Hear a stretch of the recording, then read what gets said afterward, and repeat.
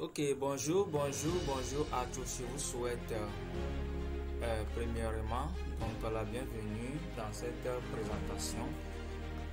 Je me présente au nom de Toudi Benigras, étudiant à l'université de Kara dans le pays Togo. Alors, je suis là aujourd'hui pour l'évolution, on va améliorer le compte de résultats. Donc, qu'est-ce que nous allons voir? Donc, c'est les grandes catégories du compte de résultats. Donc, le thème du jour, c'est quoi? Les grandes catégories du compte de résultats. Les grandes catégories comme charges d'exploitation, charges financières, charges exceptionnelles, produits d'exploitation, produits financiers et produits exceptionnels. Et après ça, on va voir quelques exemples. Donc, c'est ça le programme du jour. Alors, sans tarder, passons directement à la démonstration. Donc, on a dit les éléments du compte de résultats par catégorie. On est d'accord. Donc, nous avons les charges et les produits au niveau du compte de résultats. C'est bon, au niveau du compte de résultats, les charges et les produits. Donc, si c'est la première fois de nous voir, donc, premièrement, allez vous abonner à notre compte YouTube Contact Connect et activer la cloche de notification pour ne rien rater de nos prochaines vidéos. D'accord. Là, c'est bon, on avait dit dans notre vidéo précédente que quoi, on avait parlé du compte de résultats, on a vu la définition en fait du compte de résultats, on a parlé des charges et des produits. Et on a bien dit que quoi, les charges, ce sont des éléments qui viennent à la diminution du résultat, tandis que les produits viennent à l'augmentation, enrichissent le résultat de l'entreprise.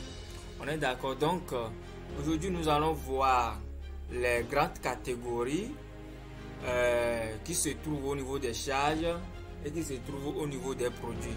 On est d'accord. Donc, à chaque niveau, c'est-à-dire au niveau des charges et au niveau des produits, nous avons trois catégories et trois catégories.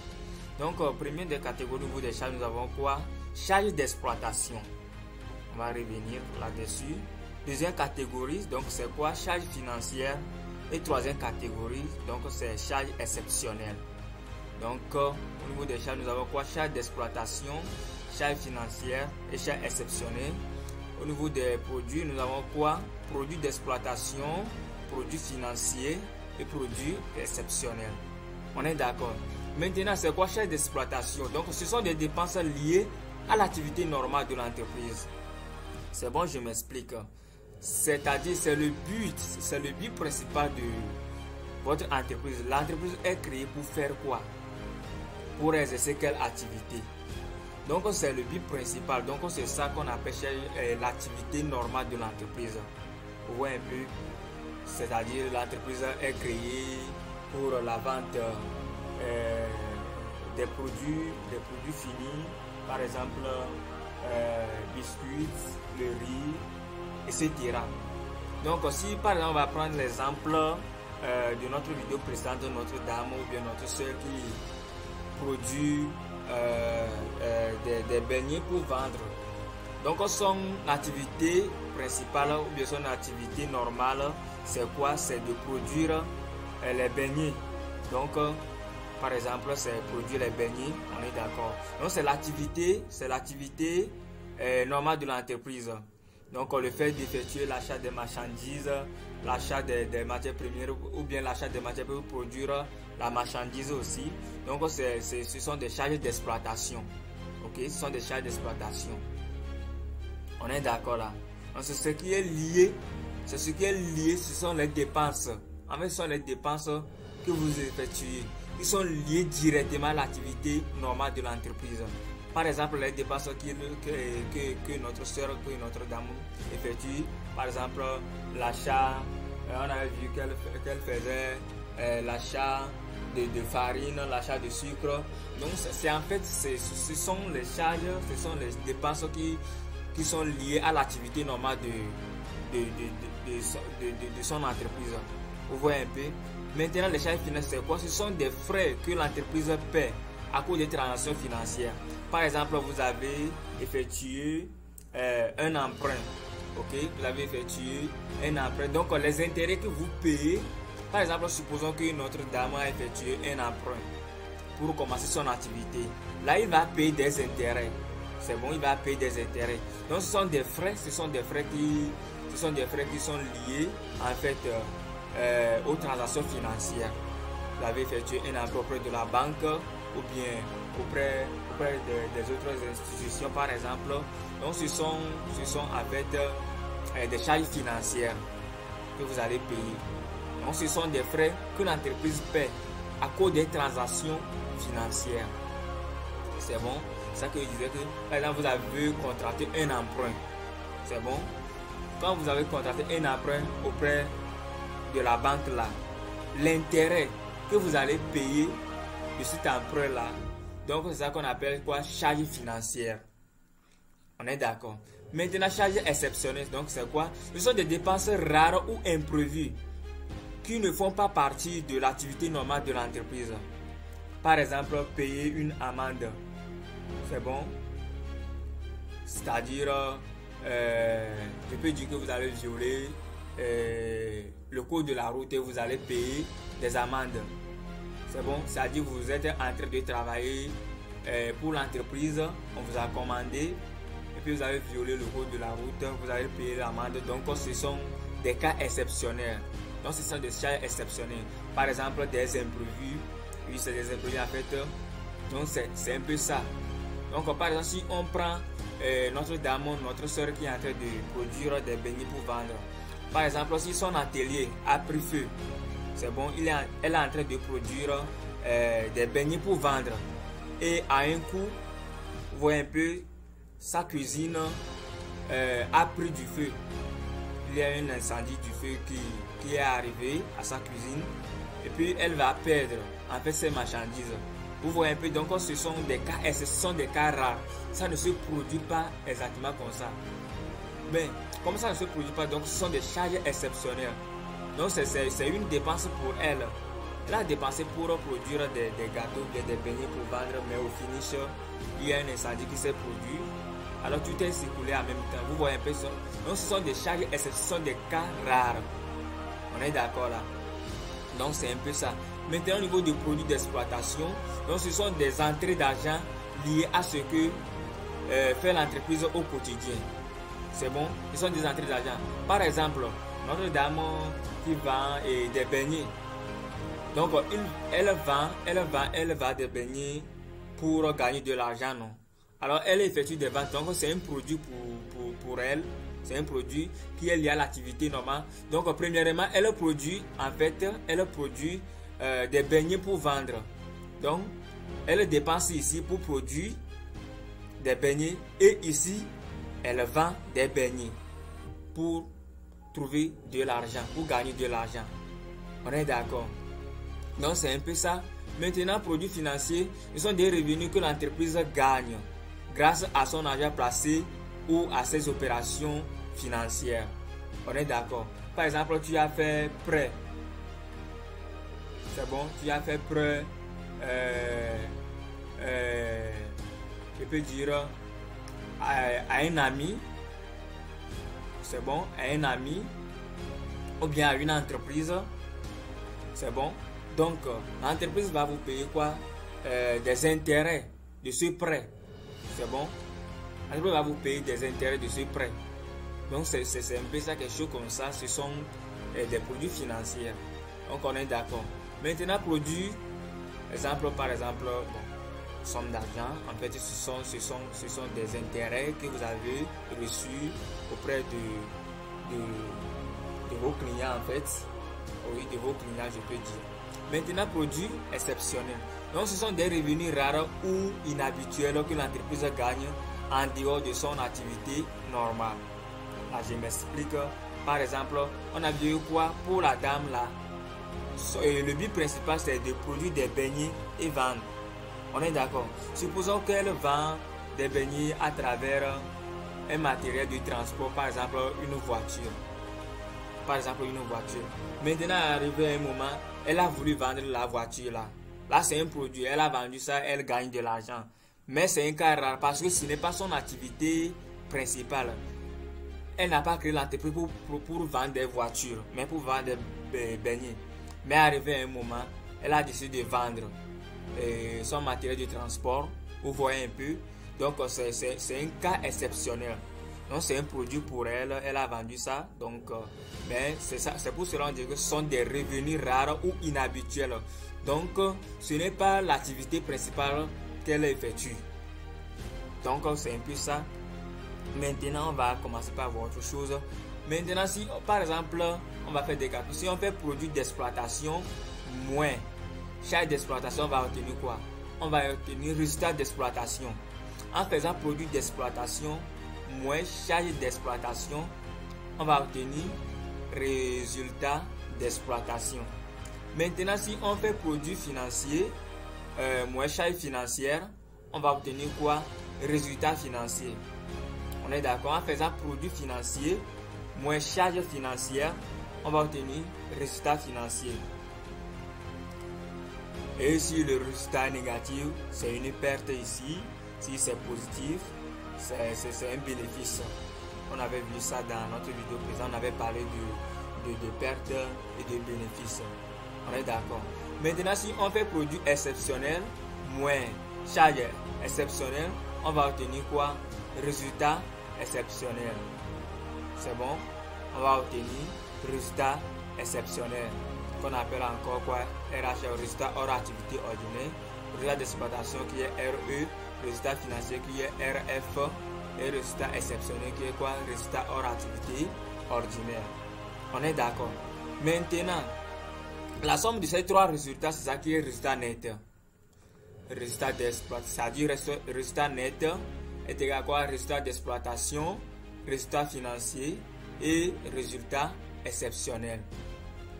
Donc est égal à RE plus RF plus résultat hors activité ordinaire.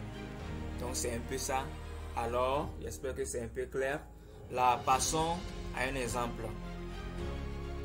C'est bon. Donc, on a vu que quoi? Les charges appauvrissent le résultat de l'entreprise et les produits enrichissent le résultat de l'entreprise. Donc, on a quelques exemples ici. L'exemple des charges qu'on peut avoir, par exemple, achat de marchandises. On est d'accord. Tu as dépensé pour acheter les marchandises. Donc, l'argent sort dans ce cas. L'argent sort. Vous avez dépensé l'argent pour acheter les marchandises. Donc, un exemple, achat de marchandises. Autre exemple, intérêt sur emprunt. C'est bon? Intérêt sur emprunt. Donc, vous avez contracté un emprunt auprès de la banque. Donc, vous allez payer des emprunts. Vous allez payer des intérêts autant pour moi. On est d'accord? Vous allez payer des intérêts. Donc, c'est une charge. C'est bon, c'est une charge que vous supportez. Maintenant, des frais de transport. Ok? Les frais de transport que vous payez. Par exemple, vous avez, si vous voulez vendre des marchandises ou bien vous voulez acheter des marchandises, vous allez payer des frais de transport. Ok? Donc, c'est un frais. Donc, c'est une charge pour vous. C'est une charge de l'entreprise. Donc, ça vient à la diminution du résultat de l'entreprise. Frais bancaires. C'est bon, des frais bancaires. Vous avez ouvert un compte bancaire ou bien un compte à la banque. Donc, vous allez payer des frais tenus par la banque. C'est bon, vous allez payer certains frais parce que quoi, la banque protège votre argent en fait. Donc, vous allez payer des frais tenus par la banque. C'est bon. Après, les amendes et pénalités. Les amendes et pénalités, c'est ça que je viens de dire. Par exemple, je peux dire que quoi, il y a un litige ou bien vous avez perdu un procès. C'est bon, vous avez perdu un procès, donc il y a des amendes que vous allez payer. C'est bon. Donc c'est une charge que vous avez effectuée. On est d'accord. Maintenant, il y a perte due à des sinistres. Perte due à des sinistres, c'est quoi ça? Ça signifie en quelques mots le vol.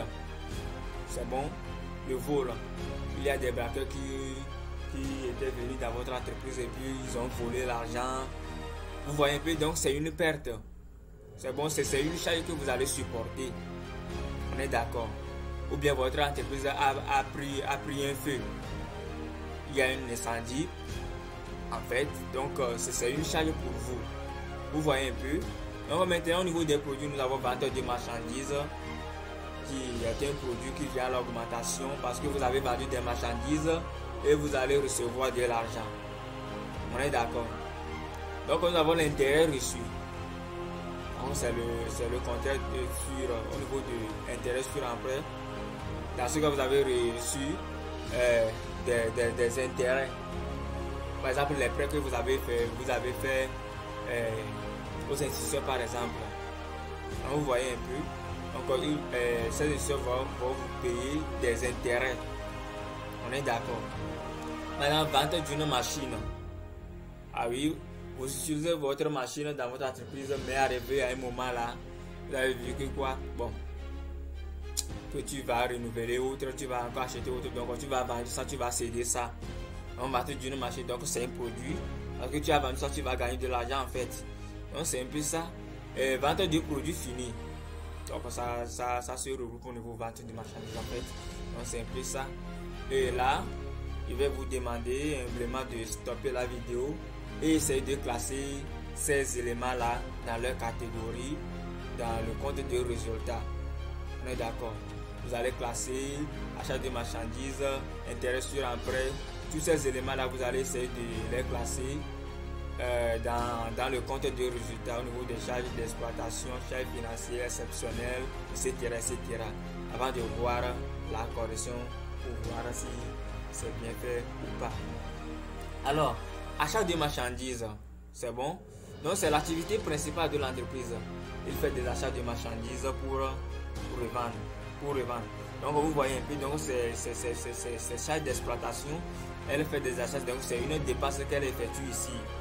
Donc achat se trouve dans la classe. Ce qui est la classe, c'est que ce sont des comptes de charges. Vous voyez un peu. Donc on va classer quoi? Achat de marchandises au niveau de quoi? Au niveau des charges d'exploitation. Alors c'est le but principal de l'entreprise. Elle fait l'achat des marchandises et va revendre ça. On est d'accord. Maintenant, intérêt sur emprunt. Oui, vous avez contracté un emprunt, donc vous allez payer des intérêts. Donc c'est une charge financière. On est d'accord. C'est une charge financière. Parce que vous avez contracté un emprunt.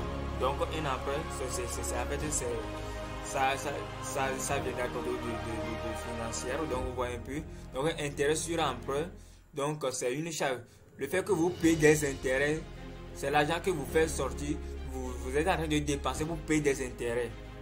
On est d'accord. Donc on va la classer au niveau des charges financières. Maintenant, frais de transport. Ah oui, vous avez payé des frais pour le transport de vos marchandises. C'est bon.